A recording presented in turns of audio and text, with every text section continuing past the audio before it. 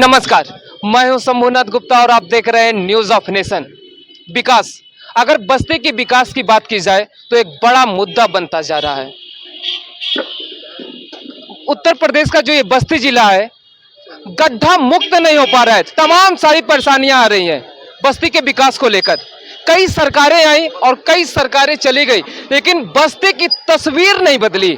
आज इसी बीच बस्ती उद्योग व्यापार प्रतिनिधिमंडल ने धरना प्रदर्शन किया, विशाल धरना प्रदर्शन किया। तस्वीर दिखाइएगा, ये जो धरना प्रदर्शन का है।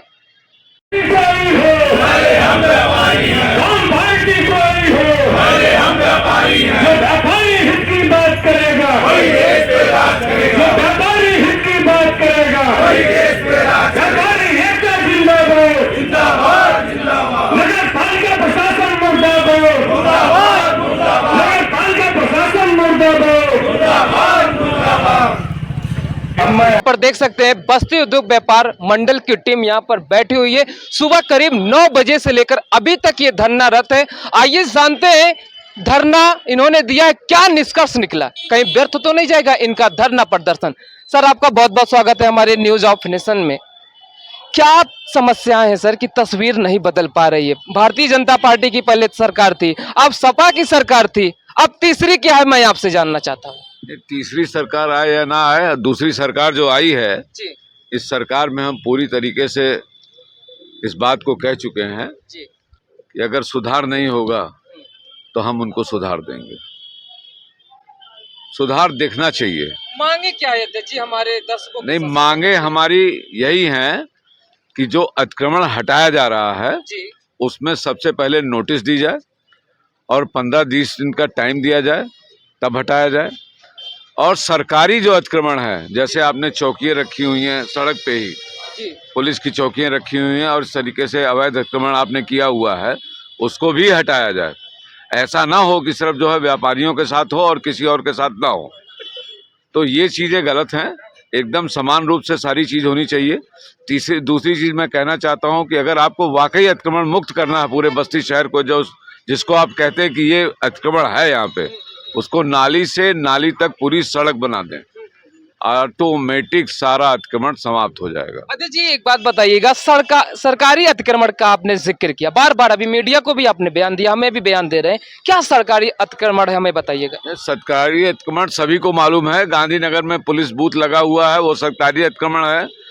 आपके कंपनी बाग में सरकारी वो पुलिस बूथ है, वो भी नाली के ऊपर है। आपका दक्षिण दरवाजे पे जो पुलिस का वो बना हुआ है, दक्षिण दरवाजा चौकी, वो भी सरकारी अतिक्रमण है। अगर वो सारा सरकारी अतिक्रमण है और उसको कोई नहीं छेड़ता है, ऐसे ही नगर पालिका ने भी बहुत सारी चीज़ों पे अतिक्रमण कर रखा है। जितना हमको निशान बताते हैं उससे ज़्यादा अतिक्रमण कर रखा है उन्होंने, नगर पालिका ने स्वयं। लेकिन पुलिस चौकियों की बात आप कर रहे हैं, अगर उस पुलिस चौकी को हटा दिया जाएगा तो न्याय कैसे मिलेगा आपके व्यापारियों को? वो तो न्याय करके निपटारा कराते हैं भाई, तो फिर सारी जजी और सारी डिस्ट्रिक्ट कोर्ट और सारा सब कुछ सड़क पे ले आओ ना। क्या जरूरत है वहां पे रखे हो? सब सड़क पे ले आओ। जो कुछ है वो सब जनता के लिए तो है। ये मतलब थोड़ी होता है आपके पास जगह, आप कहीं और बनाइए, उसका रास्ता बनाइए। लेकिन अतिक्रमण को देखा जाए तो सबसे ज्यादा व्यापारियों का ही है अतिक्रमण। मैंने देखा उनसे जितना उनका अतिक्रमण, उससे कई दुगना आपके व्यापारियों का अतिक्रमण है। ऐसा है, जब हमारे बड़े लोग जिनके पास पावर है, जिनको हम अपना आदर्श समझते हैं, वो लोग गलत काम करेंगे तो निश्चित व्यापारी थोड़ा बहुत कर लेता है। महामंत्री जी, मैं आपसे भी बातचीत करना चाहूँगा। कोई जिम्मेदार यहाँ पर आया, आपकी मांगों की जो फरियाद थी कोई सुना? कि डीएम साहब आए थे और ज्ञापन लेके गए हैं और उन्होंने कहा है, चूंकि हमने जिलाधिकारी को ज्ञापन दिया है तो उन्होंने स्पष्ट कहा है कि इस ज्ञापन को मैं जिलाधिकारी के सामने प्रस्तुत करूंगा और इस पे बात करूंगा। अगर इसके बावजूद भी अगर ये मांगे आपकी नहीं पूरी होती हैं तो इसके अगला कार्रवाई आप क्या करेंगे? देखिए, हमने 9 सूत्रीय मांगे उनके सामने प्रेषित किया। नंबर 1 तो उन्होंने जो व्यापारियों पे लाइसेंस शुल्क थोपा है उसका हम विरोध कर रहे हैं। दूसरा, उन्होंने जो दुकानों का रेंट बढ़ाया है असंवैधानिक तरीके से, हम उसका विरोध करते हैं। और तीसरा, उन्होंने जो गृहकल जलकर उन्होंने बढ़ाया 2021 में और वसूली कर रहे हैं 2017 से, हम उसका भी जमकर विरोध कर रहे हैं। और इतने नहीं, हम ये कह रहे हैं कि हमारे चौराहे थोड़ा विस्तार किए जाए, सौंदर्यीकरण सौंदर्यीकरण किया जाए, हमारी सड़कें बनाई जाए, हमारे मालवीय रोड की सड़कें बनाई जाए। और पांचवा है, जैसे छुट्टा जानवर है, बंदरों से आम आदमी बहुत परेशान है, उनको गंभीरता से इस बात को लेना चाहिए। आए दिन बंदरों से लोग घायल हो जाते हैं और यहाँ तक सुनाई पड़ता है कि कुछ लोग मर भी जाते हैं।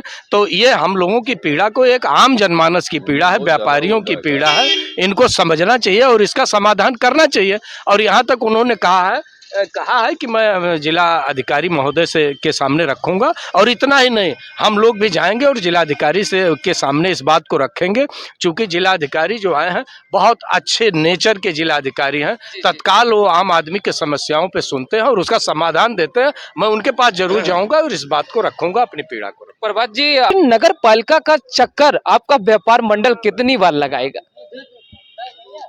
पहले तो आप ये बताएं हमें, क्या कोई व्यापारी आके इस तरह से कहीं सड़क पे वो धरना देना चाहेगा? अपना दुकान का नुकसान करके, अपना प्रतिष्ठान छोड़ के, 2 पैसे का रोजगार छोड़ के अगर आके यहाँ धरने बैठा है, इसका मतलब कहीं ना कहीं व्यापारी दुखी है। और हमारा, चूंकि हम संगठन के अध्यक्ष हैं, अपने नगर के अध्यक्ष हैं, तो ये हमारी भी जिम्मेवारी बनती है। अगर किसी भी व्यापारी साथ हमारे अन्याय हो रहा है तो मैं उसके साथ कंधे से कंधा मिलाकर खड़ा रहूँगा। अन्यथा वो हमसे जुड़ा हो ना हो, ये डज नॉट मैटर, ये मैटर नहीं है। चूंकि हमारा संगठन साफ कहता है, कौन पार्टी कोई हो, पहले हम व्यापारी हैं, तो हम केवल व्यापारी हित की बात करते हैं। आज व्यापारी हितों को ध्यान में रखते हुए आज हमने धरने का कार्यक्रम यहाँ रखा था। चूंकि नगर पालिका से हमने कह के ज्ञापन देते थक गए, इन्होंने उस पर कोई कार्रवाई नहीं किया। उन्हें ना कार्रवाई करने की दिशा में हमने अपने धरने का कार्यक्रम किया। लेकिन आपने धरना जो किया, आपने बगल में किया, आपने चक्का जाम क्यों नहीं किया? क्या आप डर गए क्या? ना, देखिए बता दें, जैसे कि हम एक चीज़ और बता दें, हमारा संगठन पूरी तरह से अहिंसा परमो धर्मा, अहिंसा को मानने वाला संगठन है। कतई किसी प्रकार की हिंसात्मक कोई चीज़ नहीं करना चाहता। हिंसात्मक तमाम तरह के रवैये हैं। अगर ये नगर पालिका उस तरीके से अगर चाहेगी तो उस तरीके से भी समझाया जाएगा। क्योंकि पहले हमारा काम है अहिंसा के रास्ते पे चल के काम को आगे बढ़ाया जाए। अगर हमारी बातों को ये मान लेते हैं, नगर पालिका के कार्यप्रणाली के अंदर सुधार ले आते हैं तो बहुत बेहतर है।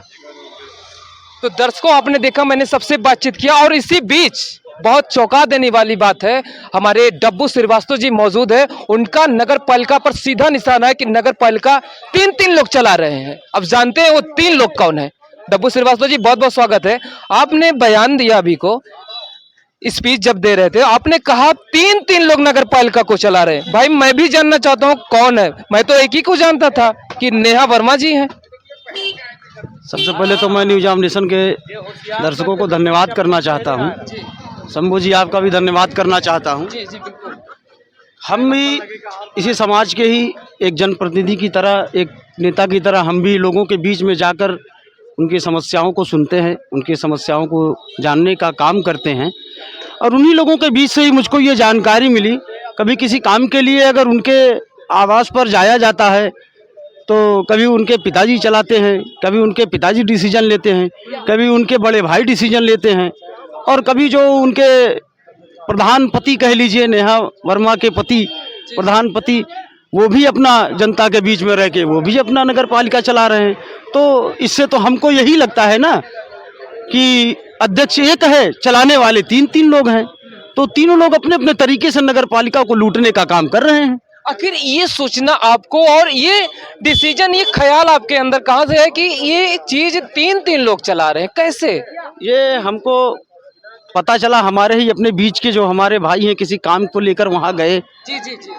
तो कोई यही नगर पालिका का भी कर्मचारी, वो भी हम लोगों के वार्डों में कभी आता है, तो कभी इस चीज़ के लिए जब सुना जाता है तो वो भी कहता है।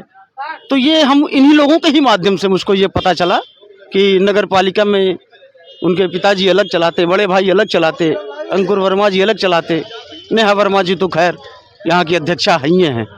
ये हम नोमान जी, आज आप धरना रथ पर बैठे हुए हैं, अपना दुकान छोड़कर, अपना परिवार छोड़कर आज यहाँ पर बैठे हैं। अच्छी बात नहीं है, लेकिन शायद आप बेबस हैं।